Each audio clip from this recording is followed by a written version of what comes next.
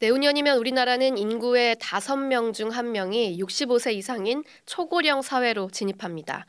김병에 효자 없다는 말처럼 당연히 노인 인구에 대한 돌봄 부담 커질 수밖에 없는데요. 특히 간병의 경우 공적 지원이 전무한 실정이죠. 정부가 오늘 내년부터 요양병원의 건강보험을 시범 적용하는 내용을 골자로 한 간병 부담 완화 대책을 발표했습니다. 복지부 연결해서 자세한 내용 알아보죠. 이은지 기자. 네, 저는 지금 세종복지부 청사에 나와 있습니다. 네, 오늘 국민 간병비 부담 경감 방안 이 발표가 나오게 된 배경부터 좀 짚어볼까요? 네, 국민의힘과 정부는 약 3시간 전 국회에서 간병비 걱정 없는 나라 당정 협의회를 열고 간병 부담 완화 대책을 집중 논의했습니다. 여기서 논의된 내용을 토대로 복지부가 확정 발표한 건데요. 간병으로 인한 경제적 정신적 부담은 그제 윤석열 대통령이 주재한 국무회의에서 직접 언급한 사안이기도 합니다.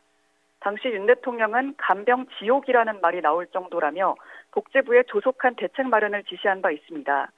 또 간병은 단순히 비용 지원의 문제만은 아니라며 국민들이 안심하고 편리하게 이용할 수 있는 간병 서비스 체계를 종합적으로 구축하는 것이 우선이라고 강조했습니다. 요양 및 간병 지원 내실화는 사실 윤석열 정부가 선정한 국정 과제이기도 합니다. 네, 대통령이 지옥이라는 표현까지 썼습니다. 그만큼 이 간병 문제가 아주 심각하다는 거죠?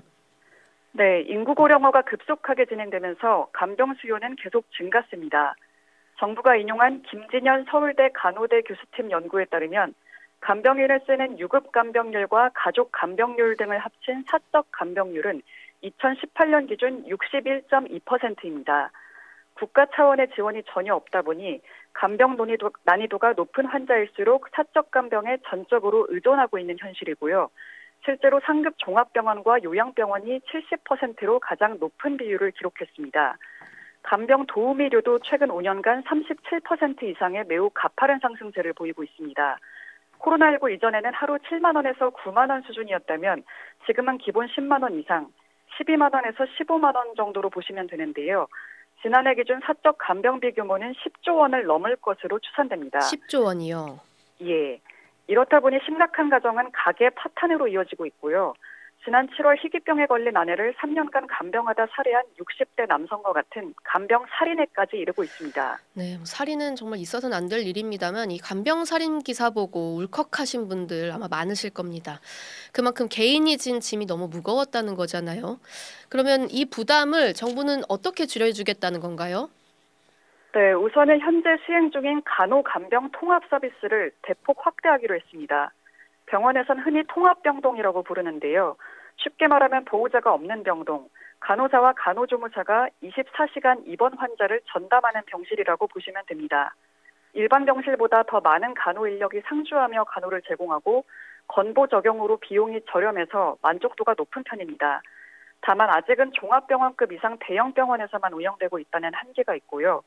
병원들이 입원 환자를 선별하는 관행 때문에 중증 환자보다는 어느 정도 일상생활이 가능한 환자들이 통합병동을 이용하는 문제점도 있었습니다. 네. 정부는 이 같은 역선택 방지를 위해 중증 수술 환자, 치매, 선망 환자 등을 전담하는 중증 환자 전담 병실을 도입하기로 했습니다. 간호사 1명이 환자 4명, 간호조무사는 8명을 담당하는 시스템이고요. 상급 종합병원 500병상 이상 종합병원부터 시작해 단계적으로 확대할 예정입니다. 인력 배치 기준도 한층 강화하기로 했는데요. 간호조무사 배치는 현재보다 최대 3.3배 늘리고 중증 환자 비율이 높은 종합병원은 상급 종합 인력 기준을 적용해 간호사 1명이 환자 5명을 보게 할 계획입니다. 긴급 결혼을 대비한 대체 간호사와 교육 전담 간호사도 반드시 배치해야 합니다. 이렇게 2027년까지 통합병동 이용 환자를 400만으로 늘려 국민의 간병비 부담을 10조 6천억 이상 줄이겠다는 게 정부의 구상입니다. 네, 일단 방향성은 바람직하게 들리는데 그 가장 관심을 모았던 게 요양병원 간병 급여화 이 부분인데요. 이거 내년부터 전면적으로 적용이 되는 겁니까?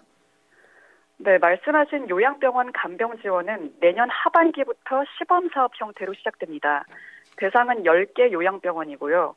1차로 1년 반 동안 실험을 거쳐 2027년 전국 대상 본사업을 실시할 계획입니다. 국내 요양병원의 문제점 중 하나가 입원 필요도가 낮은 환자들이 장기 입원하는 사례가 많다는 건데요. 이번 사업은 의료 피로도와 간병 피로도가 모두 높은 것으로 판정된 환자에 한해 지원됩니다. 복지부 임강섭 간호정책과장의 설명 들어보시겠습니다. 이번에 요양병원 간병비를 급여화할 때 지원 대상과 지원 병원을 엄격한 기준하에 선정할 계획입니다. 특히 지원 대상자를 선정할 때는 외부 기관의 객관적인 심사를 거쳐서 선정할 계획이고요. 지원 병원도 요양병원이 본연의 기능을 다하고 있는 병원만 선정해서 지원을 할 계획이고요. 간병인은 요양보호사 및 일정 교육을 이수 환자로 제한하고 간병인 1명이 연평균 4명의 환자를 맡게 됩니다. 궁극적으로는 요양병원이 본래 기능을 회복하도록 재정립하겠다는 방침입니다. 네, 환자나 환자 보호자 입장에서는 굉장히 환영할 만한 일인데 이 투입되는 재정 규모가 너무 큰 건 아닌지 우려하는 시각도 있더라고요. 네, 맞습니다. 정부는 요양병원 간병 지원에 건강보험이나 장기 요양보험 재정을 활용하는 방안을 고려 중인데요. 일각에선 연간 10조에서 15조 원가량이 투입될 거라며 재정 건전성 악화 가능성을 지적하고 있습니다. 이에 대해 정부는 의료 요양 통합 판정 체계로 지원 대상을 객관적으로 심사한다는 점, 추후 소요 재원은 2차 시범 사업을 통해 정밀 추계할 거란 점을 강조했습니다. 또 그간 간병이 고비용 저품질이라는 불만이 많았는데요. 앞으로는 공급 기관의 기준을 마련해 등록 인증제 등 관리 체계를 도입해 간병의 질도 제고하겠다고 밝혔습니다. 다시 한번 임 과장의 음성으로 들어보시겠습니다. 그리고 환자와 간병인 간에 계약을 할 때 입증이 잦은 실정인데요. 그래서 저희가 표준 계약서를 마련하여 보급해서 이 환자와 간병인 간의 계약 과정에서 입증이 소지가 없도록 하겠습니다. 네, 시범 사업이 잘 진행돼서 이 간병비 부담 조금이라도 덜어질 수 있으면 좋겠습니다. 여기까지 이은지 기자였습니다.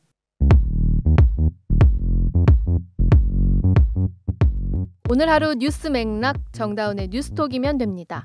유튜브 노컷 채널 알림 설정하시면 매일 오후 5시 30분 실시간 참여하실 수 있습니다.